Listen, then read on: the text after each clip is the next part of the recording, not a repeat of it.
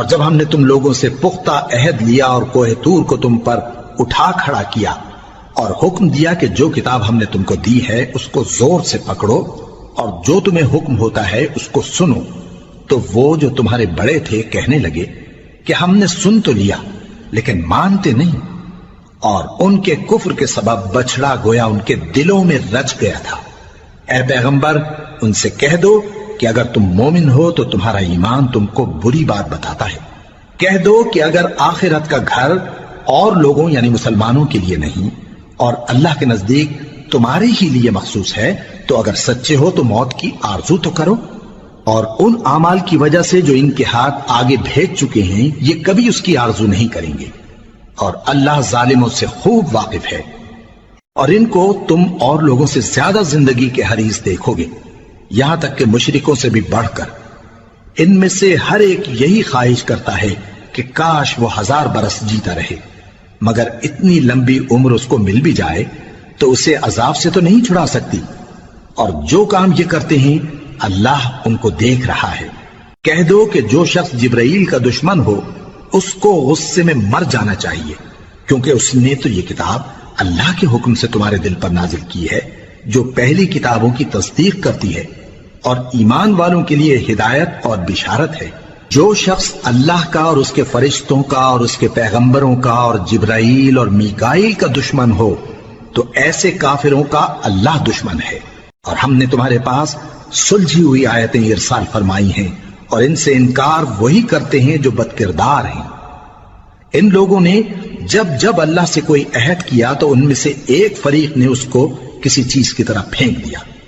حقیقت یہ ہے کہ ان میں اکثر بے ایمان ہیں، اور جب ان کے پاس اللہ کی طرف سے پیغمبر آخر الزماں صلی اللہ علیہ وآلہ وسلم آئے اور وہ ان کی آسمانی کتاب کی تصدیق بھی کرتے ہیں، تو جن لوگوں کو کتاب دی گئی تھی ان میں سے ایک جماعت نے اللہ کی کتاب کو پیٹ پیچھے پھینک دیا، گویا وہ جانتے ہی نہیں، اور ان چیزوں کے پیچھے لگ گئے جو سلیمان کے عہد سلطنت میں شیاطین پڑھا کرتے تھے۔ اور سلیمان نے مطلق کفر کی بات نہیں کی، بلکہ شیطان ہی کفر کرتے تھے کہ لوگوں کو جادو سکھاتے تھے، اور وہ یعنی بنی اسرائیل ان باتوں کے بھی پیچھے لگ گئے جو شہر بابل میں 2 فرشتوں یعنی ہاروت اور ماروت پر اتری تھی، اور وہ دونوں کسی کو کچھ نہیں سکھاتے تھے جب تک یہ نہ کہہ دیتے کہ ہم تو ذریعہ آزمائش ہیں، تم کفر میں نہ پڑو۔ غرض لوگ ان سے وہ چیز سیکھتے جس سے میاں بیوی میں جدائی ڈال دیں، اور اللہ کے حکم کے سوا وہ اس چیز سے کسی کا کچھ بھی نہیں بگاڑ سکتے تھے، اور کچھ ایسے منتر سیکھتے جو ان کو نقصان ہی پہنچاتے اور فائدہ کچھ نہ دیتے۔ اور وہ جانتے تھے کہ جو شخص ایسی چیزوں یعنی سحر اور منتر وغیرہ کا خریدار ہوگا اس کا آخرت میں کچھ حصہ نہیں،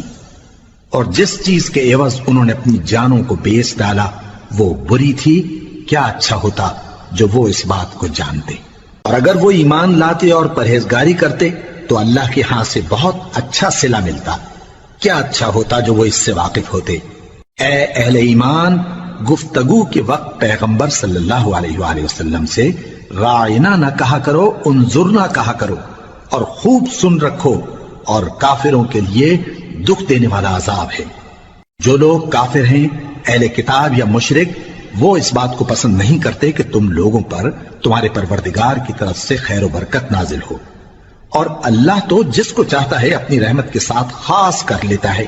اور اللہ بڑے فضل کا مالک ہے۔ ہم جس آیت کو منسوخ کر دیتے یا اسے فراموش کرا دیتے ہیں تو اس سے بہتر یا ویسی ہی اور آیت بھیج دیتی ہیں۔ کیا تم نہیں جانتے کہ اللہ ہر بات پر قادر ہے؟ کیا تمہیں معلوم نہیں کہ آسمانوں اور زمین کی سلطنت اللہ ہی کی ہے، اور اللہ کے سوا تمہارا کوئی دوست اور مددگار نہیں؟ مسلمانوں، کیا تم یہ چاہتے ہو کہ اپنے پیغمبر صلی اللہ علیہ وآلہ وسلم سے اسی طرح کے سوال کرو جس طرح کے سوال پہلے موسیٰ سے کیے گئے تھے؟ اور جس شخص نے ایمان چھوڑ کر اس کے بدلے کفر لیا تو یقیناً وہ سیدھے رستے سے بھٹک گیا۔ بہت سے اہل کتاب اپنے دل کی جلن سے یہ چاہتے ہیں کہ ایمان لا چکنے کے بعد تم کو پھر کافر بنا دیں، حالانکہ ان پر حق ظاہر ہو چکا ہے، تو تم معاف کر دو اور درگزر کرو یہاں تک کہ اللہ اپنا دوسرا حکم بھیجے۔ بے شک اللہ ہر بات پر قادر ہے۔ اور نماز ادا کرتے رہو اور زکوٰۃ دیتے رہو، اور جو بھلائی اپنے لیے آگے بھیج رکھو گے اس کو اللہ کے ہاں پالو گے۔ کچھ شک نہیں کہ اللہ تمہارے سب کاموں کو دیکھ رہا ہے۔ اور یہودی اور عیسائی کہتے ہیں کہ یہودیوں اور عیسائیوں کے سوا کوئی بہشت میں نہیں جانے کا۔ یہ ان لوگوں کے خیالات باطل ہیں۔ اے پیغمبر، ان سے کہہ دو کہ اگر سچے ہو تو دلیل پیش کرو۔ ہاں کیوں نہیں، جو شخص اللہ کے آگے گردن جھکا دے یعنی ایمان لے آئے اور وہ نیکوکار بھی ہو تو اس کا صلہ اس کے پروردگار کے پاس ہے۔ اور ایسے لوگوں کو قیامت کے دن نہ کسی طرح کا خوف ہوگا اور نہ وہ غمناک ہوں گے۔ اور یہودی کہتے ہیں کہ عیسائی رستے پر نہیں، اور عیسائی کہتے ہیں کہ یہودی رستے پر نہیں، حالانکہ وہ کتاب الہی پڑھتے ہیں۔ اسی طرح بالکل انہی کسی بات وہ لوگ کہتے ہیں جو کچھ نہیں جانتے یعنی مشرک۔ تو جس بات میں یہ لوگ اختلاف کر رہے ہیں اللہ قیامت کے دن اس کا ان میں فیصلہ کر دے گا۔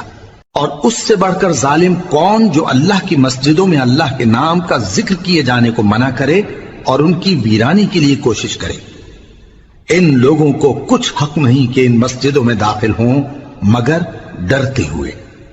ان کے لیے دنیا میں رسوائی ہے اور آخرت میں بڑا عذاب۔ اور مشرق اور مغرب سب اللہ ہی کا ہے، تو جدھر بھی تم رخ کرو ادھر ہی اللہ کی ذات ہے۔ بے شک اللہ صاحب وسعت ہے، باخبر ہے۔ اور یہ لوگ اس بات کے قائل ہیں کہ اللہ اولاد رکھتا ہے۔ نہیں، وہ پاک ہے، بلکہ جو کچھ آسمانوں اور زمین میں ہے سب اسی کا ہے اور سب اس کے فرما بردار ہیں۔ وہی آسمانوں اور زمین کا پیدا کرنے والا ہے، اور جب کوئی کام کرنا چاہتا ہے تو اس کو ارشاد فرما دیتا ہے کہ ہو جا، تو وہ ہو جاتا ہے۔ اور جو لوگ کچھ نہیں جانتے یعنی مشرک، وہ کہتے ہیں کہ اللہ ہم سے کلام کیوں نہیں کرتا یا ہمارے پاس کوئی نشانی کیوں نہیں آتی۔ اسی طرح جو لوگ ان سے پہلے تھے وہ بھی انہی کسی باتیں کیا کرتے تھے۔ ان لوگوں کے دل آپس میں ملتے جلتے ہیں۔ جو لوگ صاحب یقین ہیں ان کے سمجھانے کے لیے ہم نے نشانیاں بیان کر دی ہیں۔ اے پیغمبر، ہم نے تم کو سچائی کے ساتھ خوشخبری سنانے والا اور ڈرانے والا بنا کر بھیجا ہے۔ اور اہل دوزخ کے بارے میں تم سے کچھ پرسش نہیں ہوگی، اور تم سے نہ تو یہودی کبھی خوش ہوں گے اور نہ عیسائی، یہاں تک کہ ان کے مذہب کی پیروی اختیار کر لو۔ ان سے کہہ دو کہ اللہ کی ہدایت یعنی دین اسلام ہی ہدایت ہے۔ اور اے پیغمبر، اگر تم اپنے پاس علم یعنی وحی الہی کے آ جانے پر بھی ان کی خواہشوں پر چلو گے تو تم کو اللہ کی پکڑ سے بچانے والا نہ کوئی دوست ہوگا نہ کوئی مددگار۔ جن لوگوں کو ہم نے کتاب عنایت کی ہے وہ اس کو ایسا پڑھتے ہیں جیسا اس کے پڑھنے کا حق ہے، یہی لوگ اس پر ایمان رکھتے ہیں، اور جو اس کو نہیں مانتے وہی خسارہ پانے والے ہیں۔ اے بنی اسرائیل، میرے وہ احسان یاد کرو جو میں نے تم پر کیے، اور یہ کہ میں نے تم کو اہل عالم پر فضیلت بخشی۔ اور اس دن سے ڈرو جب کوئی شخص کسی شخص کے کچھ کام نہ آئے اور نہ اس سے بدلہ قبول کیا جائے، اور نہ اس کو کسی کی سفارش کچھ فائدہ دے، اور نہ لوگوں کو کسی اور طرح کی مدد مل سکے۔ اور جب ابراہیم کی اس کے پروردگار نے چند باتوں میں آزمائش کی تو وہ ان میں پورے اترے۔ فرمایا کہ میں تم کو لوگوں کا پیشوا بناؤں گا۔ انہوں نے کہا کہ پروردگار، میری اولاد میں سے بھی پیشوا بنائیو۔ فرمایا کہ میرا قول و قرار ظالموں کے لیے نہیں ہوا کرتا۔ اور جب ہم نے خانہ کعبہ کو لوگوں کے لیے جمع ہونے اور امن پانے کی جگہ مقرر کیا اور حکم دیا کہ جس مقام پر ابراہیم کھڑے ہوتے تھے اس کو نماز کی جگہ بنا لو، اور ابراہیم اور اسماعیل کو حکم بھیجا کہ طواف کرنے والوں اور اعتکاف کرنے والوں اور رکوع کرنے والوں اور سجدہ کرنے والوں کے لیے میرے گھر کو پاک صاف رکھا کرو۔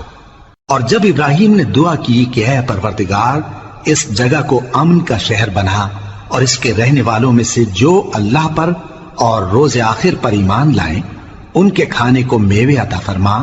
تو اللہ نے فرمایا کہ جو کافر ہوگا میں اس کو بھی کچھ مدت تک سامان زندگی دوں گا، مگر پھر اس کو عذاب دوزخ کے بھگتنے کے لیے مجبور کر دوں گا، اور وہ بری جگہ ہے۔ اور جب ابراہیم اور اسماعیل بیت اللہ کی بنیادیں اونچی کر رہے تھے تو دعا کیے جاتے تھے کہ اے ہمارے پروردگار، ہم سے یہ خدمت قبول فرما بے شک تو سننے والا ہے، جاننے والا ہے۔ اے پروردگار، ہم کو اپنا فرما بردار بنائے رکھیو، اور ہماری اولاد میں سے بھی ایک گروہ کو اپنا حکم بردار بنائیو۔ اور پروردگار، ہمیں ہمارے طریق عبادت بتا اور ہمارے حال پر رحم کے ساتھ توجہ فرما، بے شک تو ہی توجہ فرمانے والا ہے، مہربان ہے۔ اے پروردگار، ان لوگوں میں انہی میں سے ایک پیغمبر مبعوث کیجو جو ان کو تیری آیتیں پڑھ پڑھ کر سنایا کرے اور کتاب اور دانائی سکھایا کرے اور ان کے دلوں کو پاک صاف کیا کرے، بے شک تو غالب ہے، صاحب حکمت ہے۔ اور ابراہیم کے دین سے کون روگردانی کر سکتا ہے بجز اس کے جو نہایت نادان ہو؟ اور ہم نے ان کو دنیا میں بھی منتخب کیا تھا اور آخرت میں بھی وہ نیک لوگوں میں ہوں گے۔ جب ان سے ان کے پروردگار نے فرمایا کہ میرے فرما بردار ہو جاؤ، تو انہوں نے عرض کی کہ میں رب العالمین کا فرما بردار ہو گیا۔ اور ابراہیم نے اپنے بیٹوں کو اسی بات کی وصیت کی، اور یعقوب نے بھی اپنے فرزندوں سے یہی کہا کہ اے میرے بیٹو، اللہ نے تمہارے لیے یہی دین پسند فرمایا ہے، تو مرنا تو مسلمان ہی مرنا۔ جس وقت یعقوب وفات پانے لگے تو کیا تم اس وقت موجود تھے جب انہوں نے اپنے بیٹوں سے پوچھا کہ میرے بعد تم کس کی عبادت کرو گے؟ تو انہوں نے کہا کہ آپ کے معبود اور آپ کے باپ دادا ابراہیم اور اسماعیل اور اسحاق کے معبود کی عبادت کریں گے، جو معبود یکتا ہے اور ہم اسی کے حکم بردار ہیں۔ یہ جماعت گزر چکی، ان کو ان کے اعمال کا بدلہ ملے گا اور تم کو تمہارے اعمال کا، اور جو عمل وہ کرتے تھے ان کی پرسش تم سے نہیں ہوگی۔ اور یہودی اور عیسائی کہتے ہیں کہ یہودی یا عیسائی ہو جاؤ تو سیدھے رستے لگ جاؤ گے۔ اے پیغمبر، ان سے کہہ دو نہیں، بلکہ ہم دین ابراہیم اختیار کیے ہوئے ہیں جو ایک اللہ کے ہو رہے تھے اور مشرکوں میں سے نہ تھے۔ مسلمانوں، کہو کہ ہم اللہ پر ایمان لائے اور جو کتاب ہم پر اتری اس پر، اور جو صحیفے ابراہیم اور اسماعیل اور اسحاق اور یعقوب اور ان کی اولاد پر نازل ہوئے ان پر، اور جو کتابیں موسیٰ اور عیسیٰ کو عطا ہوئی ان پر، اور جو دوسرے پیغمبروں کو ان کے پروردگار کی طرف سے ملی ان پر، سب پر ایمان لائے۔ ہم ان پیغمبروں میں سے کسی میں کچھ فرق نہیں کرتے، اور ہم اسی معبود واحد کے فرما بردار ہیں۔ پھر اگر یہ لوگ بھی اسی طرح ایمان لے آئیں جس طرح تم ایمان لے آئے ہو تو ہدایت یاب ہو جائیں، اور اگر منہ پھیر لیں اور نہ مانیں تو وہ تمہارے مخالف ہیں، اور ان کے مقابلے میں تمہیں اللہ کافی ہے، اور وہ سننے والا ہے، جاننے والا ہے۔ کہہ دو کہ ہم نے اللہ کا رنگ اختیار کر لیا ہے، اور اللہ سے بہتر رنگ کس کا ہو سکتا ہے، اور ہم اسی کی عبادت کرنے والے ہیں۔ ان سے کہو کیا تم اللہ کے بارے میں ہم سے جھگڑتے ہو، حالانکہ وہی ہمارا اور تمہارا پروردگار ہے، اور ہم کو ہمارے اعمال کا بدلہ ملے گا اور تم کو تمہارے اعمال کا، اور ہم خاص اسی کی عبادت کرنے والے ہیں۔ اے یہود و نصارا، کیا تم اس بات کے قائل ہو کہ ابراہیم اور اسماعیل اور اسحاق اور یعقوب اور ان کی اولاد یہودی یا عیسائی تھے؟ اے پیغمبر، ان سے کہو کہ بھلا تم زیادہ جانتے ہو یا اللہ؟ اور اس سے بڑھ کر ظالم کون جو اللہ کی شہادت کو جو اس کے پاس کتاب میں موجود ہے چھپائے؟ اور جو کچھ تم لوگ کر رہے ہو اللہ اس سے غافل نہیں۔ یہ انبیاء کی جماعت گزر چکی، ان کو وہ ملے گا جو انہوں نے کیا، اور تم کو وہ جو تم نے کیا، اور جو عمل وہ کرتے تھے ان کی پرسش تم سے نہیں ہوگی۔ احمق لوگ کہیں گے کہ مسلمان جس قبلے پر پہلے سے چلے آتے تھے اب اس سے کیوں منہ پھیر بیٹھے؟ تم کہہ دو کہ مشرق اور مغرب سب اللہ ہی کا ہے، وہ جس کو چاہتا ہے سیدھے رستے پر چلاتا ہے، اور اسی طرح ہم نے تم کو امت معتدل بنایا ہے تاکہ تم لوگوں پر گواہ بنو، اور پیغمبر آخر الزمان صلی اللہ علیہ وآلہ وسلم تم پر گواہ بنے۔ اور جس قبلے پر تم پہلے تھے اس کو ہم نے اس لیے مقرر کیا تھا کہ معلوم کریں کہ کون ہمارے پیغمبر کا تابع رہتا ہے اور کون الٹے پاؤں پھر جاتا ہے۔ اور یہ بات یعنی تحویل قبلہ لوگوں کو گراں معلوم ہوئی، مگر جن کو اللہ نے ہدایت بخشی ہے وہ اسے گراں نہیں سمجھتے، اور اللہ ایسا نہیں کہ تمہارے ایمان کو یوں ہی ضائع کر دے۔ اللہ تو لوگوں پر بڑا مہربان ہے، صاحب رحمت ہے۔ اے پیغمبر صلی اللہ علیہ وآلہ وسلم، ہم تمہارا آسمان کی طرف منہ اٹھانا دیکھ رہے ہیں، سو ہم تم کو اسی قبلے کی طرف جس کو تم پسند کرتے ہو منہ کرنے کا حکم دیں گے، تو اپنا منہ مسجد حرام یعنی خانہ کعبہ کی طرف پھیر لو، اور تم لوگ جہاں ہوا کرو نماز پڑھنے کے وقت اسی مسجد کی طرف منہ کر لیا کرو۔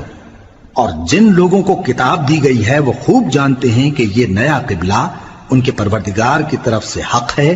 اور جو کام یہ لوگ کرتے ہیں اللہ ان سے بے خبر نہیں۔ اور اگر تم ان اہل کتاب کے پاس تمام نشانیاں بھی لے کر آؤ تو بھی یہ تمہارے قبلے کی پیروی نہ کریں، اور تم بھی ان کے قبلے کی پیروی کرنے والے نہیں ہو، اور ان میں سے بھی بعض کے قبلے کے پیرو نہیں۔ اور اگر تم باوجود اس کے کہ تمہارے پاس علم یعنی اللہ کا حکم آ چکا ہے ان کی خواہشوں کے پیچھے چلو گے تو ظالموں میں ہو جاؤ گے۔ جن لوگوں کو ہم نے کتاب دی ہے وہ ان پیغمبر آخر الزمان صلی اللہ علیہ وآلہ وسلم کو اس طرح پہچانتے ہیں جس طرح اپنے بیٹوں کو پہچانا کرتے ہیں، مگر ایک فریق ان میں سے سچی بات کو جان بوجھ کر چھپا رہا ہے۔ اے پیغمبر صلی اللہ علیہ وآلہ وسلم، یہ نیا قبلہ تمہارے پروردگار کی طرف سے حق ہے، تو تم ہرگز شک کرنے والوں میں نہ ہونا، اور ہر ایک شخص کے لیے ایک سمت مقرر ہے جدھر وہ عبادت کے وقت منہ کیا کرتا ہے، تو تم نیکیوں میں سبقت حاصل کرو۔ تم جہاں ہوگے اللہ تم سب کو جمع کرے گا، بے شک اللہ ہر چیز پر قادر ہے۔ اور تم جہاں سے نکلو نماز میں اپنا منہ مسجد حرام کی طرف کر لیا کرو، بے شبہ یہ تمہارے پروردگار کی طرف سے حق ہے، اور تم لوگ جو کچھ کرتے ہو اللہ اس سے بے خبر نہیں۔ اور تم جہاں سے نکلو مسجد حرام کی طرف منہ کر کے نماز پڑھا کرو، اور مسلمانوں تم جہاں ہوا کرو اسی مسجد کی طرف رخ کیا کرو۔ یہ تاکید اس لیے کی گئی ہے کہ لوگ تم کو کسی طرح کا الزام نہ دے سکیں، مگر ان میں سے جو ظالم ہیں وہ الزام دیں تو دیں، سو ان سے مت ڈرنا اور مجھی سے ڈرتے رہنا، اور یہ بھی مقصود ہے کہ میں تم کو اپنی تمام نعمتیں بخشوں، اور یہ بھی کہ تم راہ راست پر چلو۔ جس طرح من جملہ اور نعمتوں کے ہم نے تمہیں میں سے ایک رسول بھیجے ہیں جو تم کو ہماری آیتیں پڑھ پڑھ کر سناتے اور تمہیں پاک بناتے، اور کتاب یعنی قرآن اور دانائی سکھاتے ہیں، اور ایسی باتیں بتاتے ہیں جو تم پہلے نہیں جانتے تھے۔ سو تم مجھے یاد کیا کرو، میں تمہیں یاد کیا کروں گا، اور میرا احسان مانتے رہنا اور میری ناشکری نہ کرنا۔ اے ایمان والو، صبر اور نماز سے مدد لیا کرو، بے شک اللہ صبر کرنے والوں کے ساتھ ہے۔ اور جو لوگ اللہ کی راہ میں مارے جائیں ان کی نسبت یہ نہ کہنا کہ وہ مرے ہوئے ہیں، وہ مردہ نہیں بلکہ زندہ ہیں، لیکن تم کو شعور نہیں۔ اور ہم کسی قدر خوف اور بھوک اور مال اور جانوں اور میووں کے نقصان سے تمہاری آزمائش کریں گے، اور صبر کرنے والوں کو بشارت سنا دو کہ ان لوگوں پر جب کوئی مصیبت واقع ہوتی ہے تو کہتے ہیں کہ ہم اللہ ہی کا مال ہیں اور اسی کی طرف لوٹ کر جانے والے ہیں۔ یہی لوگ ہیں جن پر ان کے پروردگار کی عنایتیں ہیں اور خصوصی رحمت بھی ہے، اور یہی سیدھے رستے پر ہیں۔ بے شک کوہ صفا اور مروہ اللہ کی نشانیوں میں سے ہیں، تو جو شخص خانہ کعبہ کا حج یا عمرہ کرے اس پر کچھ گناہ نہیں کہ دونوں کے درمیان چکر لگائے، بلکہ یہ ایک نیک کام ہے، اور جو کوئی نیک کام کرے تو اللہ قدردان ہے، دانا ہے۔ جو لوگ ہمارے حکموں اور ہدایتوں کو جو ہم نے نازل کی ہیں کسی غرض فاسد سے چھپاتے ہیں، باوجود کہ ہم نے ان کو لوگوں کے سمجھانے کے لیے اپنی کتاب میں کھول کھول کر بیان کر دیا ہے، ایسوں پر اللہ اور تمام لعنت کرنے والے لعنت کرتے ہیں۔ ہاں، جو توبہ کرتے ہیں اور اپنی حالت درست کر لیتے ہیں اور احکام الہی کو صاف صاف بیان کر دیتے ہیں تو میں ان کے قصور معاف کر دیتا ہوں، اور میں بڑا معاف کرنے والا بڑا مہربان ہوں۔ جو لوگ کافر ہوئے اور کافر ہی مرے، ایسوں پر اللہ کی اور فرشتوں کی اور انسانوں کی سب کی لعنت، وہ ہمیشہ اسی لعنت میں گرفتار رہیں گے۔ ان سے نہ تو عذاب ہلکا ہی کیا جائے گا اور نہ انہیں کچھ مہلت ملے گی۔ اور لوگوں، تمہارا معبود ایک ہی معبود ہے، اس بڑے مہربان اور رحم والے کے سوا کوئی عبادت کے لائق نہیں۔ بے شک آسمانوں اور زمین کے پیدا کرنے میں اور رات اور دن کے ایک دوسرے کے پیچھے آنے جانے میں اور کشتیوں اور جہازوں میں جو سمندر میں لوگوں کے فائدے کے لیے رواں ہیں، اور میں جس کو اللہ آسمان سے برساتا اور اس سے زمین کو اس کے مردہ ہو جانے کے بعد زندہ یعنی خشک ہو جانے کے بعد سرسبز کر دیتا ہے، اور زمین پر ہر قسم کے جانور پھیلانے میں اور ہواؤں کے چلانے میں اور بادلوں میں جو آسمان اور زمین کے درمیان گھرے رہتے ہیں، عقل مندوں کے لیے اللہ کی قدرت کی نشانیاں ہیں۔ اور بعض لوگ ایسے ہیں جو غیر اللہ کو اللہ کا شریک بناتے اور ان سے اللہ کی سی محبت کرتے ہیں، لیکن جو ایمان والے ہیں وہ تو اللہ ہی کے سب سے زیادہ دوست دار ہیں۔ اور اے کاش ظالم لوگ جو بات عذاب کے وقت دیکھیں گے اب دیکھ لیتے کہ سب طرح کی طاقت اللہ ہی کو ہے، اور یہ کہ اللہ سخت عذاب کرنے والا ہے۔ اس دن کفر کے پیشوا اپنے پیروں سے بیزاری ظاہر کریں گے اور دونوں عذاب الہی دیکھ لیں گے اور ان کے آپس کے تعلقات منقطع ہو جائیں گے۔ یہ حال دیکھ کر پیروی کرنے والے حسرت سے کہیں گے کہ اے کاش ہمیں پھر دنیا میں جانا نصیب ہو، تاکہ جس طرح یہ ہم سے بیزار ہو رہے ہیں اسی طرح ہم بھی ان سے بیزار ہوں۔ اس طرح اللہ ان کے اعمال حسرت بنا کر دکھائے گا اور وہ دوزخ سے نکل نہیں سکیں گے۔ لوگوں، جو چیزیں زمین میں حلال طیب ہیں وہ کھاؤ، اور شیطان کے قدموں پر نہ چلو، وہ تمہارا کھلا دشمن ہے۔ وہ تو تم کو برائی اور بے حیائی ہی کے کام کرنے کو کہتا ہے، اور یہ بھی کہ اللہ کی نسبت ایسی باتیں کہو جن کا تمہیں کچھ بھی علم نہیں۔ اور جب ان لوگوں سے کہا جاتا ہے کہ جو کتاب اللہ نے نازل فرمائی ہے اس کی پیروی کرو، تو کہتے ہیں نہیں، بلکہ ہم تو اسی چیز کی پیروی کریں گے جس پر ہم نے اپنے باپ دادا کو پایا۔ بھلا اگرچہ ان کے باپ دادا نہ کچھ سمجھتے ہوں اور نہ سیدھے رستے پر ہوں، تب بھی وہ انہی کی تقلید کیے جائیں گے۔ جو لوگ کافر ہیں ان کی مثال اس شخص کی سی ہے جو کسی ایسی چیز کو آواز دے جو پکار اور آواز کے سوا کچھ سن نہ سکے۔ یہ بہرے ہیں، گونگے ہیں، اندھے ہیں کہ کچھ سمجھ ہی نہیں سکتے۔ اے اہل ایمان، جو پاکیزہ چیزیں ہم نے تم کو عطا فرمائی ہیں ان کو کھاؤ، اور اگر اللہ ہی کے بندے ہو تو اس کی نعمتوں کا شکر بھی ادا کرو۔ اس نے تو تم پر بس مرا ہوا جانور اور لہو اور سور کا گوشت اور جس چیز پر اللہ کے سوا کسی اور کا نام پکارا جائے حرام کر دیا ہے۔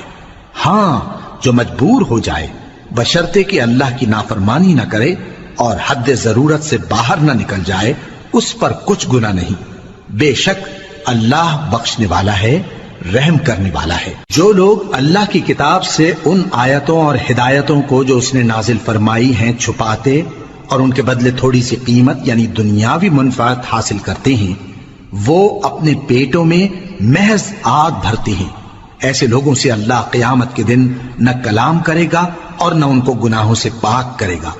اور ان کے لیے دکھ دینے والا عذاب ہے۔ یہ وہ لوگ ہیں جنہوں نے ہدایت چھوڑ کر گمراہی اور بخشش چھوڑ کر عذاب خرید لیا۔ یہ آتش جہنم کی کیسی برداشت کرنے والے ہیں۔ یہ اس لیے کہ اللہ نے کتاب سچائی کے ساتھ نازل فرمائی، اور جن لوگوں نے اس کتاب میں اختلاف کیا وہ ضد میں آ کر نیکی سے دور ہو گئے ہیں۔ نیکی یہی نہیں کہ تم مشرق و مغرب کو قبلہ سمجھ کر ان کی طرف منہ کر لو، بلکہ نیکی یہ ہے کہ لوگ اللہ پر اور روز آخر پر اور فرشتوں پر اور اللہ کی کتاب پر اور پیغمبروں پر ایمان لائیں، اور مال باوجود عزیز رکھنے کے رشتہ داروں اور یتیموں اور محتاجوں اور مسافروں اور مانگنے والوں کو دیں، اور گردنوں کے چھڑانے میں خرچ کریں، اور نماز پڑھیں اور زکوٰۃ دیں، اور جب عہد کر لیں تو اس کو پورا کریں، اور سختی اور تکلیف میں اور جنگ کے وقت ثابت قدم رہیں۔ یہی لوگ ہیں جو ایمان میں سچے ہیں، اور یہی ہیں جو اللہ سے ڈرنے والے ہیں۔ مومنوں، تم کو مقتولوں کے بارے میں قصاص یعنی خون کے بدلے خون کا حکم دیا جاتا ہے، اس طرح پر کہ آزاد کے بدلے آزاد مارا جائے، اور غلام کے بدلے غلام، اور عورت کے بدلے عورت۔ اور اگر قاتل کو اس کے مقتول بھائی کے قصاص میں سے کچھ معاف کر دیا جائے تو وارث مقتول کو پسندیدہ طریق سے قرارداد کی پیروی یعنی مطالبہ خون بہا کرنا اور قاتل کو خوشخوئی کے ساتھ ادا کرنا چاہیے۔ یہ تمہارے پروردگار کی طرف سے تمہارے لیے آسانی اور مہربانی ہے۔ اب جو اس کے بعد زیادتی کرے اس کے لیے دکھ کا عذاب ہے۔ اور اے اہل عقل، حکم قصاص میں تمہاری زندگانی ہے کہ تم قتل و خونریزی سے بچو۔ تم پر فرض کیا جاتا ہے کہ جب تم میں سے کسی کو موت کا وقت آ جائے تو اگر وہ کچھ مال چھوڑ جانے والا ہو تو ماں باپ اور رشتہ داروں کے لیے دستور کے مطابق وصیت کر جائے۔ اللہ سے ڈرنے والوں پر یہ ایک حق ہے۔ پھر جو شخص وصیت کو سننے کے بعد اس کو بدل ڈالے تو اس کے بدلنے کا گناہ انہی لوگوں پر ہے جو اس کو بدلیں، اور بے شک اللہ سنتا جانتا ہے۔ اب اگر کسی کو وصیت کرنے والے کی طرف سے کسی وارث کی طرفداری یا حق تلفی کا اندیشہ ہو تو اگر وہ وصیت کو بدل کر وارثوں میں صلح کرا دے تو اس پر کچھ گناہ نہیں، بے شک اللہ بخشنے والا ہے، رحم والا ہے۔ مومنو، تم پر روزے فرض کیے گئے ہیں جس طرح تم سے پہلے لوگوں پر فرض کیے گئے تھے تاکہ تم پرہیزگار بنو۔ روزوں کے دن گنتی کے چند روز ہیں، تو جو شخص تم میں سے بیمار ہو یا سفر میں ہو تو دوسرے دنوں میں روزوں کا شمار پورا کر لے،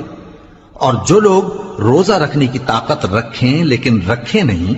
وہ روزے کے بدلے محتاج کو کھانا کھلا دیں، اور جو کوئی اپنی مرضی سے زیادہ نیکی کرے تو اس کے حق میں زیادہ اچھا ہے، اور اگر سمجھو تو روزہ رکھنا ہی تمہارے حق میں بہتر ہے۔ روزوں کا مہینہ رمضان کا مہینہ ہے جس میں قرآن اول نازل ہوا جو لوگوں کا رہنما ہے اور جس میں ہدایت کی کھلی نشانیاں ہیں اور جو حق و باطل کو الگ الگ کرنے والا ہے۔ تو جو کوئی تم میں سے اس مہینے میں موجود ہو چاہیے کہ پورے مہینے کے روزے رکھے، اور جو بیمار ہو یا سفر میں ہو تو دوسرے دنوں میں روزے رکھ کر ان کا شمار پورا کر لے۔ اللہ تمہارے حق میں آسانی چاہتا ہے اور سختی نہیں چاہتا، اور یہ آسانی کا حکم اس لیے دیا گیا ہے کہ تم روزوں کا شمار پورا کر لو، اور اس احسان کے بدلے کہ اللہ نے تم کو ہدایت بخشی ہے تم اس کو بزرگی سے یاد کرو اور اس کا شکر کرو۔ اور اے پیغمبر، جب تم سے میرے بندے میرے بارے میں دریافت کریں تو انہیں معلوم ہو کہ میں تو تمہارے پاس ہی ہوں، جب کوئی پکارنے والا مجھے پکارتا ہے تو میں اس کی دعا قبول کرتا ہوں،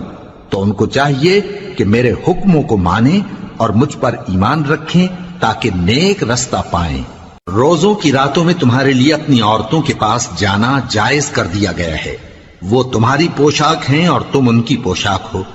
اللہ کو معلوم ہے کہ تم ان کے پاس جانے سے اپنے حق میں خیانت کرتے تھے، سو اس نے تم پر مہربانی کی اور تمہاری حرکات سے درگزر فرمائی، تو اب تم کو اختیار ہے کہ ان سے مباشرت کرو، اور اللہ نے جو چیز تمہارے لیے لکھ رکھی ہے یعنی اولاد، اس کو اللہ سے طلب کرو اور کھاؤ اور پیو یہاں تک کہ صبح کی سفید دھاری رات کی سیاہ دھاری سے الگ نظر آنے لگے، پھر روزہ رکھ کر رات تک پورا کرو، اور جب تم مسجدوں میں اعتکاف بیٹھتے ہو تو ان سے مباشرت نہ کرو، یہ اللہ کی حدیں ہیں، ان کے پاس نہ جانا۔ اسی طرح اللہ اپنی آیتیں لوگوں کے سمجھانے کے لیے کھول کھول کر بیان فرماتا ہے تاکہ وہ پرہیزگار بنے، اور آپس میں ایک دوسرے کا مال ناحق نہ کھاؤ اور نہ اس کو رشوتاً حاکموں کے پاس پہنچاؤ تاکہ لوگوں کے مال کا کچھ حصہ ناجائز طور پر کھا جاؤ، اور اسے تم جانتے بھی ہو۔ اے پیغمبر، لوگ تم سے نئے چاند کے بارے میں دریافت کرتے ہیں کہ گھٹتا بڑھتا کیوں ہے، کہہ دو کہ وہ لوگوں کے کاموں کی میعادیں اور حج کے وقت معلوم ہونے کا ذریعہ ہے، اور نیکی اس بات میں نہیں کہ احرام کی حالت میں گھروں میں ان کے پچھواڑے کی طرف سے آؤ، بلکہ نیکوکار وہ ہے جو پرہیزگار ہو، اور گھروں میں ان کے دروازوں سے آیا کرو اور اللہ سے ڈرتے رہو تاکہ کامیاب ہو جاؤ۔ اور جو لوگ تم سے لڑتے ہیں تم بھی اللہ کی راہ میں ان سے لڑو، مگر زیادتی نہ کرنا کہ اللہ زیادتی کرنے والوں کو دوست نہیں رکھتا، اور ان کو جہاں پاؤ قتل کر دو، اور جہاں سے انہوں نے تم کو نکالا ہے یعنی مکے سے وہاں سے تم بھی ان کو نکال دو، اور دین سے گمراہ کرنے کا فساد قتل و خونریزی سے کہیں بڑھ کر ہے، اور جب تک وہ تم سے مسجد حرام یعنی خانہ کعبہ کے پاس نہ لڑیں تم بھی وہاں ان سے نہ لڑنا، ہاں اگر وہ تم سے لڑیں تو تم ان کو قتل کر ڈالو، کافروں کی یہی سزا ہے، پھر اگر وہ باز آ جائیں تو اللہ بخشنے والا ہے، رحم کرنے والا ہے۔ اور ان سے اس وقت تک لڑتے رہنا کہ فساد نابود ہو جائے اور ملک میں اللہ ہی کا دین غالب ہو جائے، پھر اگر وہ فساد سے باز آ جائیں تو ظالموں کے سوا کسی پر زیادتی نہیں کرنی چاہیے۔ ادب کا مہینہ ادب کے مہینے کے مقابل ہے، اور ادب کی چیزیں ایک دوسرے کا بدلہ ہیں، پس اگر کوئی تم پر زیادتی کرے تو جیسی زیادتی وہ تم پر کرے ویسی ہی تم اس پر کرو، اور اللہ سے ڈرتے رہو اور جان رکھو کہ اللہ ڈرنے والوں کے ساتھ ہے۔ اور اللہ کی راہ میں مال خرچ کرو اور اپنے آپ کو ہلاکت میں نہ ڈالو، اور نیکی کرو، بے شک اللہ نیکی کرنے والوں کو دوست رکھتا ہے۔ اور اللہ کی خوشنودی کے لیے حج اور عمرے کو پورا کرو، اور اگر راستے میں روک لیے جاؤ تو جیسی قربانی میسر ہو کر دو، اور جب تک قربانی اپنے مقام پر نہ پہنچ جائے سر نہ منڈاؤ۔ اور اگر کوئی تم میں بیمار ہو یا اس کے سر میں کسی طرح کی تکلیف ہو تو اگر وہ سر منڈا لے تو اس کے بدلے روزے رکھے یا صدقہ دے یا قربانی کرے۔ پھر جب تکلیف دور ہو کر تم مطمئن ہو جاؤ تو جو تم میں حج کے وقت تک عمرے سے فائدہ اٹھانا چاہے وہ جیسی قربانی میسر ہو کرے، اور جس کو قربانی نہ ملے وہ 3 روزے ایام حج میں رکھے اور 7 جب واپس ہو، یہ پورے 10 ہوئے۔ یہ حکم اس شخص کے لیے ہے جس کے اہل و عیال مکے میں نہ رہتے ہوں۔ اور اللہ سے ڈرتے رہو اور جان رکھو کہ اللہ سخت عذاب دینے والا ہے۔ حج کے مہینے معین ہیں جو معلوم ہیں، تو جو شخص ان مہینوں میں حج کی نیت کر لے تو حج کے دنوں میں نہ عورتوں سے اختلاط کرے، نہ کوئی برا کام کرے اور نہ کسی سے جھگڑے، اور جو نیک کام تم کرو گے وہ اللہ کو معلوم ہو جائے گا۔ اور زاد راہ یعنی رستے کا خرچ ساتھ لے جاؤ، کیونکہ بہترین زاد راہ پرہیزگاری ہے۔ اور اے اہل عقل، مجھی سے ڈرتے رہو، اس کا تمہیں کچھ گناہ نہیں کہ حج کے دنوں میں بذریعہ تجارت اپنے پروردگار سے روزی طلب کرو۔ اور جب عرفات سے واپس ہونے لگو تو مشعر حرام یعنی مزدلفہ میں اللہ کا ذکر کرو، اور اس طرح ذکر کرو جس طرح اس نے تم کو سکھایا، اور اس سے پیشتر تم لوگ ان طریقوں سے محض ناواقف تھے۔ پھر جہاں سے اور لوگ واپس ہوں وہیں سے تم بھی واپس ہو، اور اللہ سے بخشش مانگو، بے شک اللہ بخشنے والا ہے، رحمت کرنے والا ہے۔ پھر جب حج کے تمام ارکان پورے کر چکو تو مینا میں اللہ کو یاد کرو جس طرح اپنے باپ دادا کو یاد کیا کرتے تھے، بلکہ اس سے بھی زیادہ۔ اور بعض لوگ ایسے ہیں جو اللہ سے التجا کرتے ہیں کہ اے پروردگار ہم کو جو دینا ہے دنیا ہی میں دے دے، اور ایسے لوگوں کا آخرت میں کچھ حصہ نہیں۔ اور بعض ایسے ہیں کہ دعا کرتے ہیں کہ پروردگار ہم کو دنیا میں بھی نعمت عطا فرما اور آخرت میں بھی نعمت بخشیو اور دوزخ کے عذاب سے محفوظ رکھیو۔ یہی لوگ ہیں جن کے لیے ان کے کاموں کا حصہ یعنی اجر نیک تیار ہے، اور اللہ جلد حساب لینے والا ہے۔ اور قیام منا کے دنوں میں جو گنتی کے دن ہیں اللہ کو یاد کرو، اگر کوئی جلدی کرے اور 2 ہی دن میں چل دے تو اس پر بھی کچھ گناہ نہیں، اور جو بات تک ٹھہرا رہے اس پر بھی کچھ گناہ نہیں۔ یہ باتیں اس شخص کے لیے ہیں جو اللہ سے ڈرے، اور تم لوگ اللہ سے ڈرتے رہو اور جان رکھو کہ تم سب اس کے پاس جمع کیے جاؤ گے۔ اور کوئی شخص تو ایسا ہے جس کی گفتگو دنیا کی زندگی میں تم کو دلکش معلوم ہوتی ہے، اور وہ اپنے معافی ضمیر پر یعنی اس بات پر جو اس کے دل میں ہے اللہ کو گواہ بناتا ہے، حالانکہ وہ سخت جھگڑالو ہے۔ اور جب پیٹ پھیر کر چلا جاتا ہے تو زمین میں دوڑتا پھرتا ہے تاکہ اس میں فتنہ انگیزی کرے اور کھیتی کو برباد اور انسانوں اور حیوانوں کی نسل کو نابود کر دے، اور اللہ فتنہ انگیزی کو پسند نہیں کرتا۔ اور جب اس سے کہا جاتا ہے کہ اللہ سے خوف کر تو غرور اس کو گناہ میں پھنسا دیتا ہے، سو اس کو جہنم کافی ہے اور وہ بہت برا ٹھکانہ ہے۔ اور کوئی شخص ایسا ہے کہ اللہ کی خوشنودی حاصل کرنے کے لیے اپنی جان بیچ ڈالتا ہے، اور اللہ بندوں پر بہت مہربان ہے۔ مومنوں، اسلام میں پورے داخل ہو جاؤ اور شیطان کے پیچھے نہ چلو، وہ تو تمہارا کھلا دشمن ہے۔ پھر اگر تم احکام روشن پہنچ جانے کے بعد لڑکھڑا جاؤ تو جان رکھو کہ اللہ غالب ہے، حکمت والا ہے۔ کیا یہ لوگ اسی بات کے منتظر ہیں کہ ان پر اللہ کا عذاب بادل کے سائبانوں میں نازل ہو اور فرشتے بھی اتر آئیں اور کام تمام کر دیا جائے؟ اور سب کاموں کا رجوع اللہ ہی کی طرف ہے۔ اے پیغمبر، بنی اسرائیل سے پوچھو کہ ہم نے ان کو کتنی کھلی نشانیاں دیں، اور جو شخص اللہ کی نعمت کو اپنے پاس آنے کے بعد بدل دے تو اللہ سخت عذاب کرنے والا ہے۔ اور جو کافر ہیں ان کے لیے دنیا کی زندگی خوشنما کر دی گئی ہے، اور وہ مومنوں سے تمسخر کرتی ہیں، لیکن جو پرہیزگار ہیں وہ قیامت کے دن ان سے اوپر ہوں گے۔ اور اللہ جس کو چاہتا ہے بے حساب رزق دیتا ہے۔ پہلے تو سب لوگوں کا ایک ہی مذہب تھا، لیکن وہ آپس میں اختلاف کرنے لگے تو اللہ نے ان کی طرف بشارت دینے والے اور ڈر سنانے والے پیغمبر بھیجے اور ان پر سچائی کے ساتھ کتابیں نازل کی تاکہ جن امور میں لوگ اختلاف کرتے تھے ان کا ان میں فیصلہ کر دے۔ اور اس میں اختلاف بھی انہی لوگوں نے کیا جن کو کتاب دی گئی تھی، باوجود کہ ان کے پاس کھلے ہوئے احکام آ چکے تھے، اور یہ اختلاف انہوں نے صرف آپس کی ضد سے کیا۔ تو جس امر حق میں وہ اختلاف کرتے تھے اللہ نے اپنی مہربانی سے مومنوں کو اس کی راہ دکھا دی، اور اللہ جس کو چاہتا ہے سیدھا راستہ دکھا دیتا ہے۔ کیا تم یہ خیال کرتے ہو کہ یوں ہی بہشت میں داخل ہو جاؤ گے، اور ابھی تم کو پہلے لوگوں کی سی مشکلیں تو پیش آئی ہی نہیں؟ ان کو بڑی بڑی سختیاں اور تکلیفیں پہنچیں اور وہ صعوبتوں میں ہلا ہلا دیے گئے، یہاں تک کہ پیغمبر اور مومن لوگ جو ان کے ساتھ تھے سب پکار اٹھے کہ کب اللہ کی مدد آئے گی۔ دیکھو اللہ کی مدد ان قریب آیا چاہتی ہے۔ اے نبی، لوگ تم سے پوچھتے ہیں کہ اللہ کی راہ میں کس طرح کا مال خرچ کریں۔ کہہ دو کہ جو چاہو خرچ کرو، لیکن جو مال خرچ کرنا چاہو وہ درجہ بدرجہ اہل استحقاق یعنی ماں باپ کو اور قریب کے رشتہ داروں کو اور یتیموں کو اور محتاجوں کو اور مسافروں کو سب کو دو، اور جو بھلائی تم کرو گے اللہ اس کو جانتا ہے۔ مسلمانوں، تم پر اللہ کے رستے میں لڑنا فرض کر دیا گیا ہے، اور وہ تمہیں ناگوار تو ہوگا،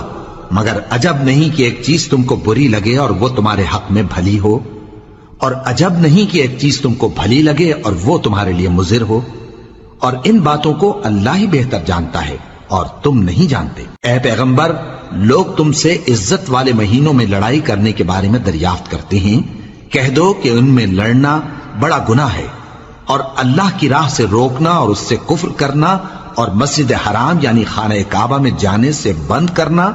اور اہل مسجد کو اس میں سے نکال دینا جو یہ کفار کرتے ہیں، اللہ کے نزدیک اس سے بھی زیادہ گناہ ہے، اور فتنہ انگیزی خون ریزی سے بھی بڑھ کر ہے، اور یہ لوگ ہمیشہ تم سے لڑتے رہیں گے، یہاں تک کہ اگر مقدور رکھیں تو تم کو تمہارے دین سے پھیر دیں، اور جو کوئی تم میں سے اپنے دین سے پھر کر کافر ہو جائے گا اور کافر ہی مرے گا تو ایسے لوگوں کے اعمال دنیا اور آخرت دونوں میں برباد ہو جائیں گے، اور یہی لوگ دوزخ میں جانے والے ہیں جس میں ہمیشہ رہیں گے۔ جو لوگ ایمان لائے اور اللہ کے لیے وطن چھوڑ گئے اور کفار سے جنگ کرتے رہے وہی اللہ کی رحمت کے امیدوار ہیں، اور اللہ بخشنے والا ہے، رحمت کرنے والا ہے۔ اے پیغمبر، لوگ تم سے شراب اور جوئے کا حکم دریافت کرتے ہیں، کہہ دو کہ ان میں گناہ بڑے ہیں اور لوگوں کے لیے کچھ فائدے بھی ہیں، مگر ان کے گناہ فائدوں سے کہیں زیادہ ہیں۔ اور یہ بھی تم سے پوچھتے ہیں کہ اللہ کی راہ میں کون سا مال خرچ کریں، کہہ دو کہ جو ضرورت سے زیادہ ہو۔ اس طرح اللہ تمہارے لیے اپنے احکام کھول کھول کر بیان فرماتا ہے تاکہ تم سوچو، یعنی دنیا اور آخرت کی باتوں میں غور کرو۔ اور تم سے یتیموں کے بارے میں بھی دریافت کرتے ہیں، کہہ دو کہ ان کی حالت کی اصلاح بہت اچھا کام ہے، اور اگر تم ان سے مل جل کر رہنا یعنی خرچ اکٹھا رکھنا چاہو تو وہ تمہارے بھائی ہیں، اور اللہ خوب جانتا ہے کہ خرابی کرنے والا کون ہے اور اصلاح کرنے والا کون۔ اور اگر اللہ چاہتا تو تم کو تکلیف میں ڈال دیتا، بے شک اللہ غالب ہے، حکمت والا ہے۔ اور مومنوں، مشرک عورتوں سے جب تک وہ ایمان نہ لائیں نکاح نہ کرنا، کیونکہ مشرک عورت خواہ تم کو کیسی ہی بھلی لگے اس سے مومن لونڈی بہتر ہے، اور اسی طرح مشرک مرد جب تک ایمان نہ لائیں مومن عورتوں کو ان کی زوجیت میں نہ دینا، کیونکہ مشرک مرد سے خواہ وہ تم کو کیسا ہی بھلا لگے مومن غلام بہتر ہے۔ یہ مشرک لوگوں کو دوزخ کی طرف بلاتے ہیں، اور اللہ اپنی مہربانی سے بہشت اور بخشش کی طرف بلاتا ہے، اور اپنے حکم لوگوں سے کھول کھول کر بیان کرتا ہے تاکہ نصیحت حاصل کریں۔ اور تم سے حیض کے بارے میں دریافت کرتے ہیں، کہہ دو وہ تو نجاست ہے، سو ایام حیض میں عورتوں سے کنارہ کش رہو، اور جب تک وہ پاک نہ ہو جائیں ان سے مقاربت نہ کرو۔ ہاں، جب وہ پاک ہو جائیں تو جس طریق سے اللہ نے تمہیں ارشاد فرمایا ہے ان کے پاس جاؤ، کچھ شک نہیں کہ اللہ توبہ کرنے والوں اور پاک صاف رہنے والوں کو دوست رکھتا ہے۔ تمہاری عورتیں تمہاری کھیتی ہیں، تو اپنی کھیتی میں جس طرح چاہو جاؤ، اور اپنے لیے نیک عمل آگے بھیجو اور اللہ سے ڈرتے رہو اور جان رکھو کہ ایک دن تمہیں اس کے روبرو حاضر ہونا ہے۔ اور اے پیغمبر ایمان والوں کو بشارت سنا دو اور اللہ کے نام کو اس بات کا ہیلا نہ بنانا کہ اس کی قسمیں کھا کھا کر سلوک کرنے اور پرہیزگاری کرنے اور لوگوں میں صلح و سازگاری کرانے سے رک جاؤ، اور اللہ سب کچھ سنتا ہے، جانتا ہے۔ اللہ تمہاری لغو قسموں پر تم سے مواخذہ نہیں کرے گا، لیکن جو قسمیں تم قصد دلی سے کھاؤ گے ان پر مواخذہ کرے گا، اور اللہ بخشنے والا ہے، بردبار ہے۔ جو لوگ اپنی عورتوں کے پاس جانے کی قسم کھا لیں ان کو 4 مہینے تک انتظار کرنا چاہیے۔ اگر اس عرصے میں قسم سے رجوع کر لیں تو اللہ بخشنے والا ہے، مہربان ہے، اور اگر طلاق کا ارادہ کر لیں تو بھی اللہ سنتا ہے، جانتا ہے۔ اور طلاق والی عورتیں 3 حیض تک اپنے تئیں روکے رہیں، اور اگر وہ اللہ اور روز قیامت پر ایمان رکھتی ہیں تو ان کو جائز نہیں کہ اللہ نے جو کچھ ان کے شکم میں پیدا کیا ہے اس کو چھپائیں، اور ان کے خاوند اگر پھر موافقت چاہیں تو اس مدت میں وہ ان کو اپنی زوجیت میں لے لینے کے زیادہ حقدار ہیں۔ اور عورتوں کا حق مردوں پر ویسا ہی ہے جیسے دستور کے مطابق مردوں کا حق عورتوں پر ہے، البتہ مردوں کو عورتوں پر 1 درجہ فضیلت ہے، اور اللہ غالب ہے، صاحب حکمت ہے۔ طلاق صرف 2 بار ہے، یعنی جب 2 دفعہ طلاق دے دی جائے تو پھر عورتوں کو یا تو بطریق شائستہ نکاح میں رہنے دینا ہے یا بھلائی کے ساتھ چھوڑ دینا، اور یہ جائز نہیں کہ جو مہر تم ان کو دے چکے ہو اس میں سے کچھ واپس لے لو۔ ہاں اگر زن و شوہر کو خوف ہو کہ وہ اللہ کی حدوں کو قائم نہیں رکھ سکیں گے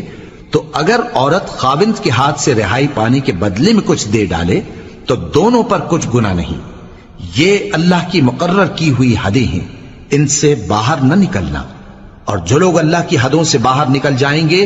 وہ گناہگار ہوں گے۔ پھر اگر شوہر 2 طلاقوں کے بعد تیسری طلاق عورت کو دے دے تو اس کے بعد جب تک عورت کسی دوسرے شخص سے نکاح نہ کر لے اس پہلے شوہر پر حلال نہ ہوگی۔ ہاں اگر دوسرا خاوند بھی طلاق دے دے اور عورت اور پہلا خاوند پھر ایک دوسرے کی طرف رجوع کر لیں تو ان پر کچھ گناہ نہیں، بشرطے کہ دونوں یقین کریں کہ اللہ کی حدوں کو قائم رکھ سکیں گے، اور یہ اللہ کی حدیں ہیں، ان کو وہ ان لوگوں کے لیے بیان فرماتا ہے جو علم رکھتے ہیں۔ اور جب تم عورتوں کو 2 دفعہ طلاق دے چکو اور ان کی عدت پوری ہو جائے تو انہیں یا تو حسن سلوک سے نکاح میں رہنے دو یا بطریق شائستہ رخصت کر دو، اور اس نیت سے ان کو نکاح میں نہ رہنے دینا چاہیے کہ انہیں تکلیف دو اور ان پر زیادتی کرو، اور جو ایسا کرے گا وہ اپنا ہی نقصان کرے گا۔ اور اللہ کے احکام کو ہنسی اور کھیل نہ بناؤ، اور اللہ نے تم کو جو نعمتیں بخشی ہیں اور تم پر جو کتاب اور دانائی کی باتیں نازل کی ہیں جن سے وہ تمہیں نصیحت فرماتا ہے ان کو یاد کرو، اور اللہ سے ڈرتے رہو، اور جان رکھو کہ اللہ ہر چیز سے واقف ہے۔ اور جب تم عورتوں کو طلاق دے چکو اور ان کی عدت پوری ہو جائے تو ان کو اپنے شوہروں کے ساتھ جب وہ آپس میں جائز طور پر راضی ہو جائیں نکاح کرنے سے مت روکو۔ اس حکم سے اس شخص کو نصیحت کی جاتی ہے جو تم میں اللہ اور روز آخر پر یقین رکھتا ہے، یہ تمہارے لیے نہایت خوب اور بہت پاکیزگی کی بات ہے،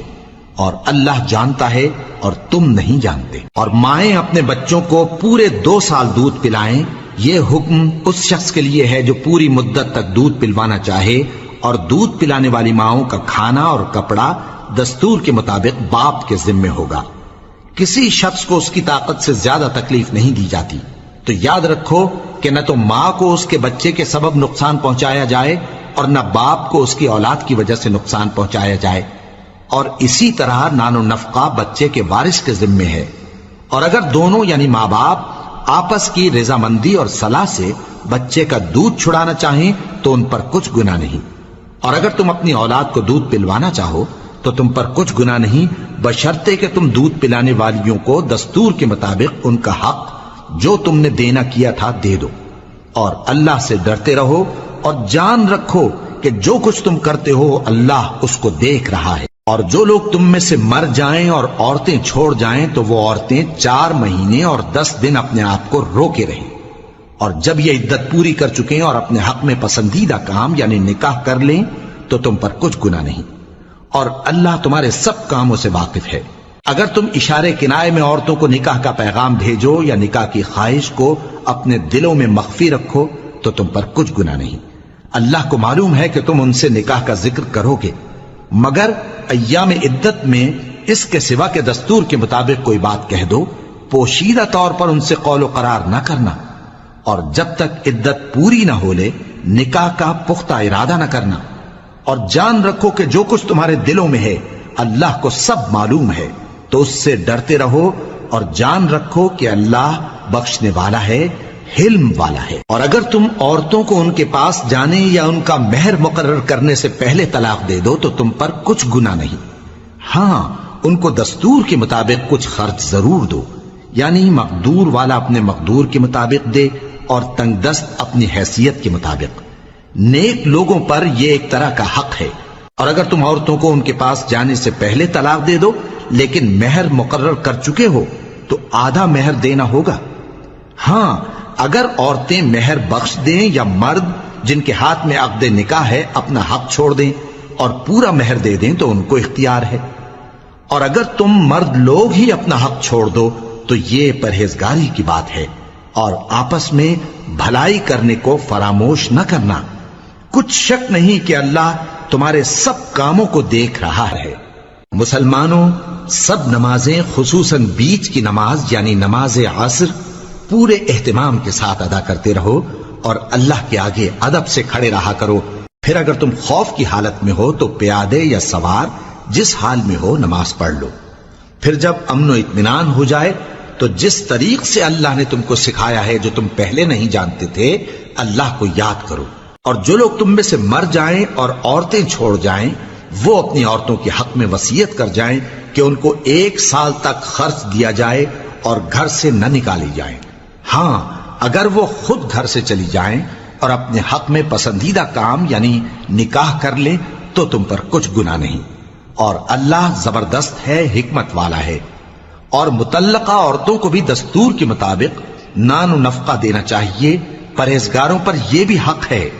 اسی طرح اللہ اپنے احکام تمہارے لیے بیان فرماتا ہے تاکہ تم سمجھو۔ بھلا تم نے ان لوگوں کو نہیں دیکھا جو شمار میں ہزاروں ہی تھے اور موت کے ڈر سے اپنے گھروں سے نکل بھاگے تھے؟ تو اللہ نے ان کو حکم دیا کہ مر جاؤ، پھر ان کو زندہ بھی کر دیا۔ کچھ شک نہیں کہ اللہ لوگوں پر مہربانی رکھتا ہے، لیکن اکثر لوگ شکر نہیں کرتے۔ اور مسلمانوں، اللہ کی راہ میں جہاد کرو اور جان رکھو کہ اللہ سب کچھ سنتا ہے، سب کچھ جانتا ہے۔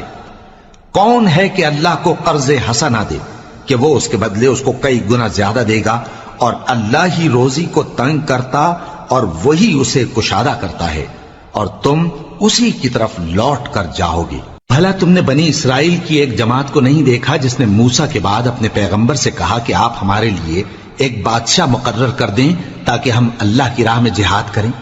پیغمبر نے کہا کہ اگر تم کو جہاد کا حکم دیا جائے تو ایسا تو نہیں کہ لڑنے سے پہلو تہی کرو۔ وہ کہنے لگے کہ ہم اللہ کی راہ میں کیوں نہ لڑیں گے جبکہ ہم وطن سے خارج اور بال بچوں سے جدا کر دیے گئے۔ پھر جب ان کو جہاد کا حکم دیا گیا تو چند اشخاص کے سوا سب پھر گئے، اور اللہ ظالموں سے خوب واقف ہے۔ اور پیغمبر نے ان سے یہ بھی کہا کہ اللہ نے تم پر طالوت کو بادشاہ مقرر فرمایا ہے۔ وہ بولے کہ اسے ہم پر بادشاہی کا حق کیوں کر ہو سکتا ہے؟ اس سے بڑھ کر بادشاہی کے مستحق تو ہم ہیں، اور اس کے پاس تو بہت سی دولت بھی نہیں۔ پیغمبر نے کہا کہ اللہ نے اس کو تم پر فضیلت دی ہے اور بادشاہی کے لیے منتخب فرمایا ہے۔ اس نے اسے علم بھی بہت سا بخشا ہے اور تن و توش بھی بڑا عطا کیا ہے، اور اللہ کو اختیار ہے جسے چاہے بادشاہی بخشے، وہ بڑا کشائش والا ہے، دانا ہے۔ اور پیغمبر نے ان سے کہا کہ ان کی یعنی طالوت کی بادشاہی کی نشانی یہ ہے کہ تمہارے پاس وہ صندوق آئے گا جس کو فرشتے اٹھائے ہوئے ہوں گے، اس میں تمہارے پروردگار کی طرف سے تسلی بخشنے والی چیز ہوگی اور کچھ اور چیزیں بھی ہوں گی جو موسیٰ اور ہارون چھوڑ گئے تھے۔ اگر تم ایمان رکھتے ہو تو یہ تمہارے لیے ایک بڑی نشانی ہے۔ غرض جب طالوت فوجیں لے کر روانہ ہوا تو اس نے ان سے کہا کہ اللہ ایک نہر سے تمہاری آزمائش کرنے والا ہے، جو شخص اس میں سے پانی پی لے گا اس کی نسبت تصور کیا جائے گا کہ وہ میرا نہیں، اور جو نہ پیے گا وہ سمجھا جائے گا کہ میرا ہے۔ ہاں اگر کوئی ہاتھ سے چلو بھر پانی لے لے تو خیر۔ جب وہ لوگ نہر پر پہنچے تو چند آدمیوں کے سوا سب نے پانی پی لیا۔ پھر جب طالوت اور مومن لوگ جو اس کے ساتھ تھے نہر کے پار ہو گئے تو کہنے لگے کہ آج ہم میں جالوت اور اس کے لشکر سے مقابلہ کرنے کی طاقت نہیں۔ جو لوگ یقین رکھتے تھے کہ ان کو اللہ کے روبرو حاضر ہونا ہے وہ کہنے لگے کہ بسا اوقات تھوڑی سی جماعت نے اللہ کے حکم سے بڑی جماعت پر فتح حاصل کی ہے، اور اللہ ثابت قدم رہنے والوں کے ساتھ ہے۔ اور جب وہ لوگ جالوت اور اس کے لشکر کے مقابل میں آئے تو اللہ سے دعا کی کہ اے پروردگار ہم پر صبر کے دہانے کھول دے اور ہمیں لڑائی میں ثابت قدم رکھ اور لشکر کفار پر فتح یاب کر۔ تو طالوت کی فوج نے اللہ کے حکم سے ان کو شکست دے دی، اور داؤد نے جالوت کو قتل کر ڈالا، اور اللہ نے ان کو بادشاہی اور دانائی بخشی اور جو کچھ چاہا سکھایا۔ اور اگر اللہ لوگوں کو ایک دوسرے پر چڑھائی اور حملہ کرنے سے نہ ہٹاتا رہتا تو کرۂ ارض تباہ ہو جاتا، لیکن اللہ اہل عالم پر بڑا مہربان ہے۔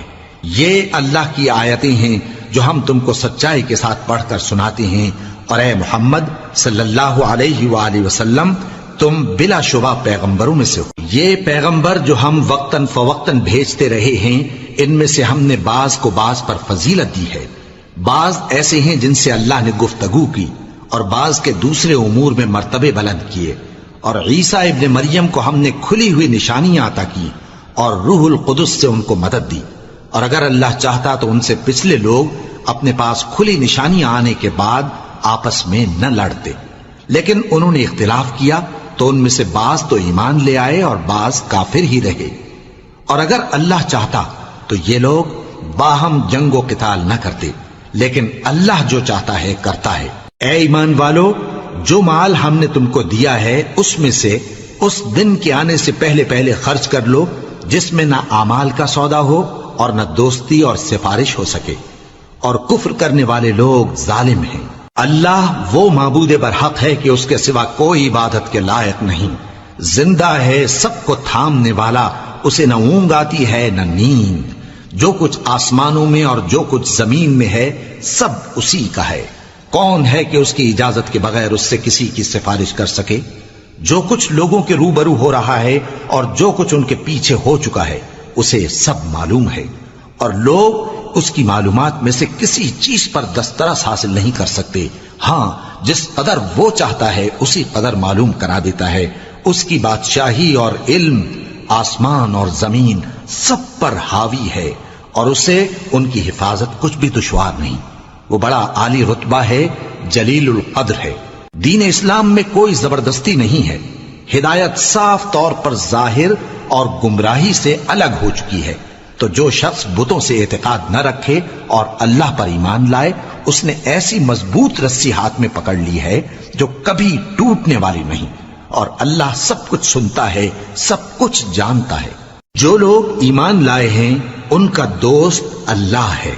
کہ اندھیرے سے نکال کر روشنی میں لے جاتا ہے، اور جو کافر ہیں ان کے دوست شیطان ہیں کہ ان کو روشنی سے نکال کر اندھیرے میں لے جاتے ہیں۔ یہی لوگ اہل دوزخ ہیں کہ اس میں ہمیشہ رہیں گے۔ بھلا تم نے اس شخص کو نہیں دیکھا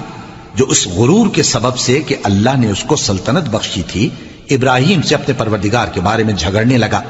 جب ابراہیم نے کہا میرا پروردگار تو وہ ہے جو زندگی دیتا ہے اور موت دیتا ہے، وہ بولا کہ زندگی اور موت تو میں بھی دے سکتا ہوں۔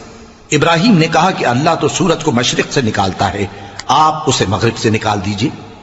یہ سن کر وہ کافر ہکا بکا رہ گیا، اور اللہ بے انصافوں کو ہدایت نہیں دیا کرتا۔ یا اسی طرح اس شخص کو نہیں دیکھا جس کا ایک بستی پر جو اپنی چھتوں پر گری پڑی تھی گزر ہوا، تو اس نے کہا کہ اللہ اس کے باشندوں کو مرنے کے بعد کیوں کر زندہ کرے گا؟ تو اللہ نے اس کی روح قبض کر لی اور 100 برس تک اس کو مردہ رکھا، پھر اس کو جلا اٹھایا اور پوچھا تم کتنا عرصہ مرے پڑے رہے ہو؟ اس نے جواب دیا کہ 1 دن یا اس سے بھی کم۔ اللہ نے فرمایا نہیں بلکہ 100 برس مرے رہے ہو، اور اپنے کھانے پینے کی چیزوں کو دیکھو کہ اتنے مدت میں مطلق سڑی بسی نہیں، اور اپنے گدھے کو بھی دیکھو جو مرا پڑا ہے۔ غرض ان باتوں سے یہ ہے کہ ہم تم کو لوگوں کے لیے اپنی قدرت کی نشانی بنائیں، اور ہاں گدھے کی ہڈیوں کو دیکھو کہ ہم ان کو کس طرح جوڑے دیتے اور ان پر کس طرح گوشت پوست چڑھائے دیتے ہیں۔ جب یہ واقعات اس کے مشاہدے میں آئے تو بول اٹھا کہ میں یقین کرتا ہوں کہ اللہ ہر چیز پر قادر ہے۔ اور جب ابراہیم نے اللہ سے عرض کیا کہ اے پروردگار مجھے دکھا کہ تو مردوں کو کیوں کر زندہ کرے گا، اللہ نے فرمایا کیا تم نے اس بات کا یقین نہیں کیا؟ انہوں نے کہا کیوں نہیں، لیکن میں دیکھنا اس لیے چاہتا ہوں کہ میرا دل اطمینان کامل حاصل کر لے۔ فرمایا کہ 4 پرندے لے لو،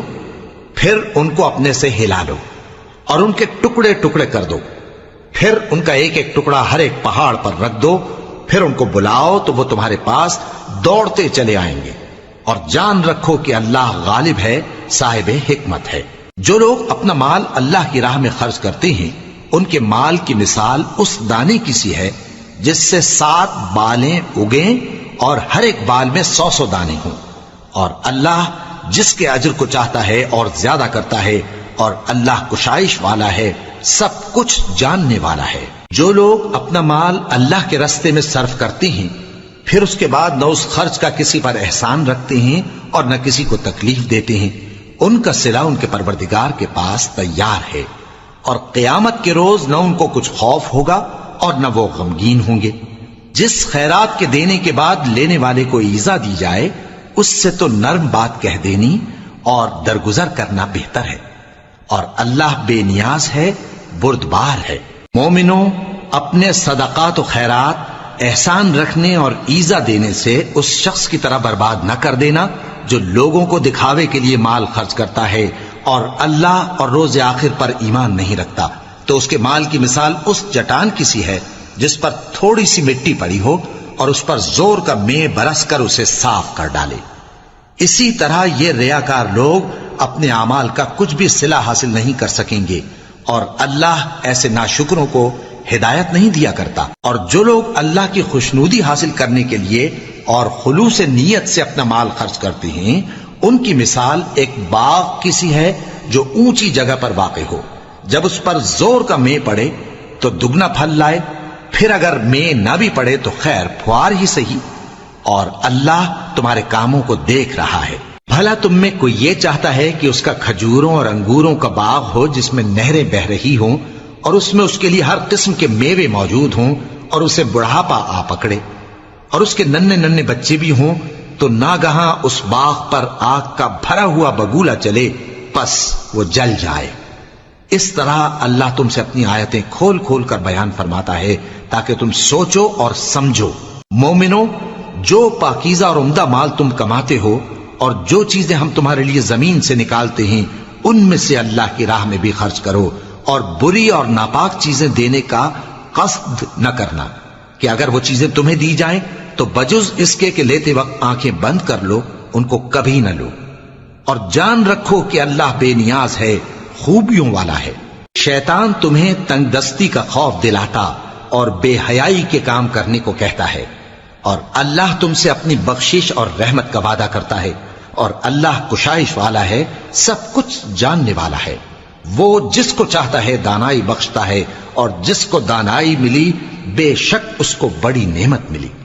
اور نصیحت تو وہی لوگ قبول کرتے ہیں جو عقل مند ہیں، اور تم اللہ کی راہ میں جس طرح کا خرچ کرو یا کوئی نذر مانو اللہ اس کو جانتا ہے،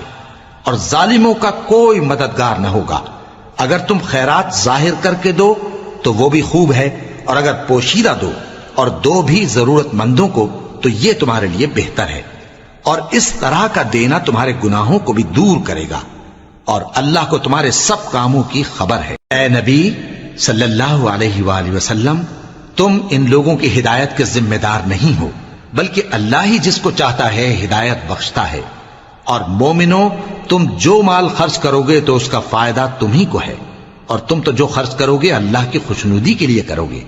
اور جو مال تم خرچ کرو گے وہ تمہیں پورا پورا دے دیا جائے گا اور تمہارا کچھ نقصان نہیں کیا جائے گا۔ اور ہاں، تم جو خرچ کرو گے تو ان حاجت مندوں کے لیے جو اللہ کی راہ میں رکے بیٹھے ہیں اور ملک میں کسی طرف جانے کی طاقت نہیں رکھتے اور مانگنے سے آر رکھتے ہیں، یہاں تک کہ نہ مانگنے کی وجہ سے ناواقف شخص ان کو تونگر خیال کرتا ہے، اور تم قیافے سے ان کو صاف پہچان لو کہ حاجت مند ہیں، اور شرم کے سبب لوگوں سے منہ پھوڑ کر اور لپٹ کر نہیں مانگ سکتے۔ اور تم جو مال خرچ کرو گے کچھ شک نہیں کہ اللہ اس کو جانتا ہے۔ جو لوگ اپنا مال رات اور دن اور پوشیدہ اور ظاہر اللہ کی راہ میں خرچ کرتے رہتے ہیں، ان کا صلہ ان کے پروردگار کے پاس ہے، اور ان کو قیامت کے دن نہ کسی طرح کا خوف ہوگا اور نہ غم۔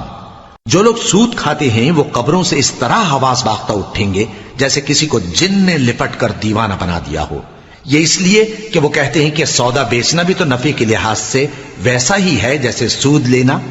حالانکہ سودے کو اللہ نے حلال کیا ہے اور سود کو حرام۔ تو جس شخص کے پاس اللہ کی نصیحت پہنچی اور وہ سود لینے سے باز آ گیا تو جو پہلے ہو چکا وہ اس کا، اور قیامت میں اس کا معاملہ اللہ کے سپرد۔ اور جو پھر لینے لگا تو ایسے لوگ دوزخی ہیں کہ ہمیشہ دوزخ میں جلتے رہیں گے۔ اللہ سود کو نابود یعنی بے برکت کرتا اور خیرات کی برکت کو بڑھاتا ہے، اور اللہ کسی ناشکر گناہگار کو دوست نہیں رکھتا۔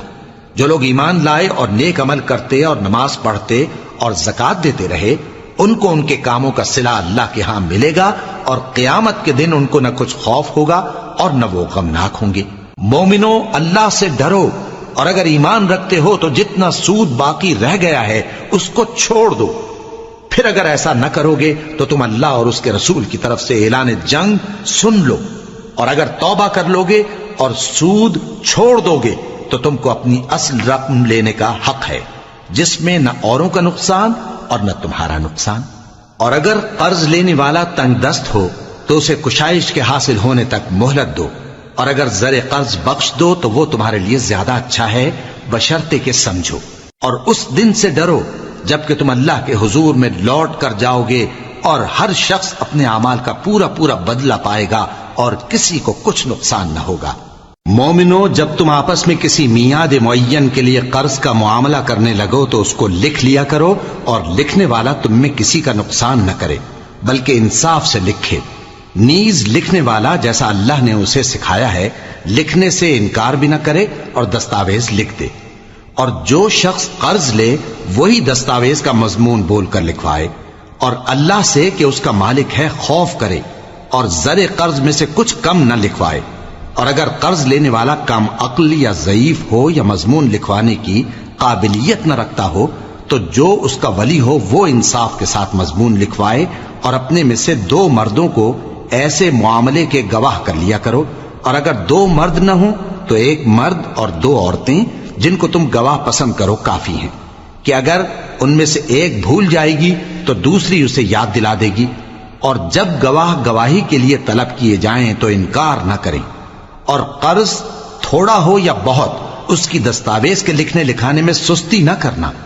یہ بات اللہ کے نزدیک نہایت قرین انصاف ہے، اور شہادت کے لیے بھی یہ بہت درست طریقہ ہے۔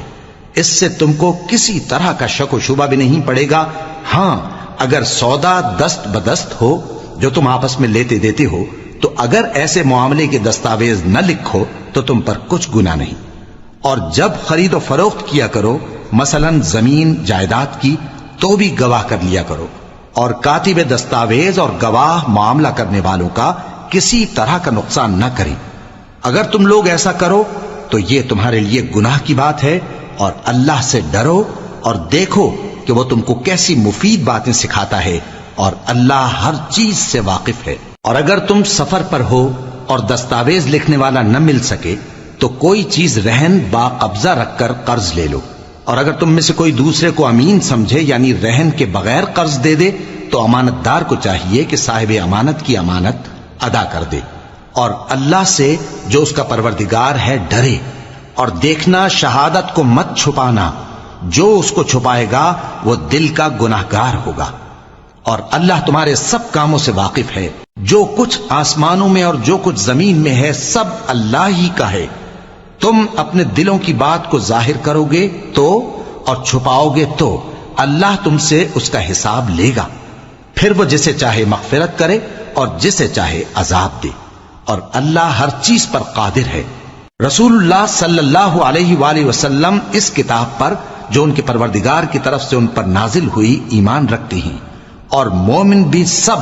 اللہ پر اور اس کے فرشتوں پر اور اس کی کتابوں پر اور اس کے پیغمبروں پر ایمان رکھتے ہیں، اور کہتے ہیں کہ ہم اس کے پیغمبروں سے کسی میں کچھ فرق نہیں کرتے،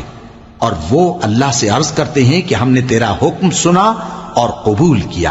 اے پروردگار، ہم تیری بخشش مانگتے ہیں اور تیری ہی طرف لوٹ کر جانا ہے۔ اللہ کسی شخص کو اس کی طاقت سے زیادہ کا ذمہ دار نہیں بناتا۔ اچھے کام کرے گا تو اس کو ان کا فائدہ ملے گا، برے کرے گا تو اسے ان کا نقصان پہنچے گا۔